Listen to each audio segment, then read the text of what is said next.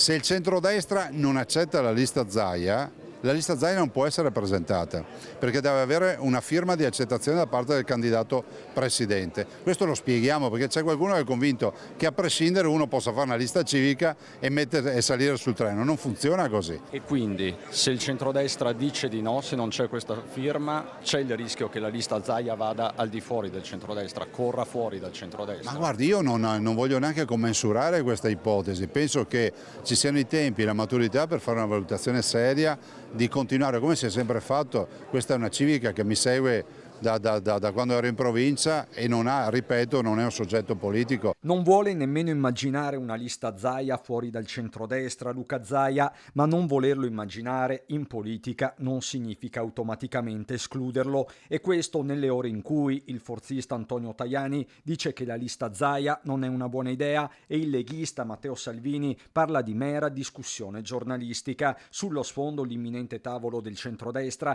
chiamato a sciogliere il nodo regionali, candidato presidente in testa, il terzo tavolo in 10 giorni. Penso che siamo ancora al riscaldamento a bordo campo.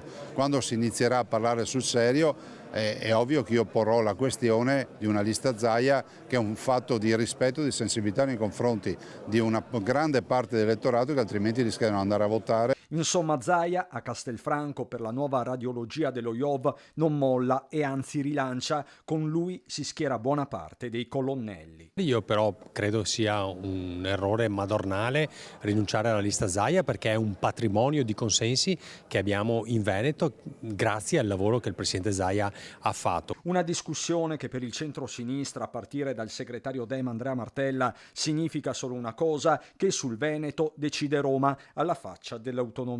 Sorprende assistere a questo teatrino per cui la vera autonomia non esiste, ma la si subisce da una cena di non veneti che decideranno il nome del candidato di centrodestra. C'è poi l'altro nodo, quello della data delle regionali. Zaia crede ancora in una sorta di election day, escluse Marche e Valle d'Aosta, dove si voterà a fine settembre. Sento gli altri colleghi che comunque sono in linea per trovare una data comune. A questo punto daremo vita a una sorta di election day de casa nostra, no? Ce la faremo noi,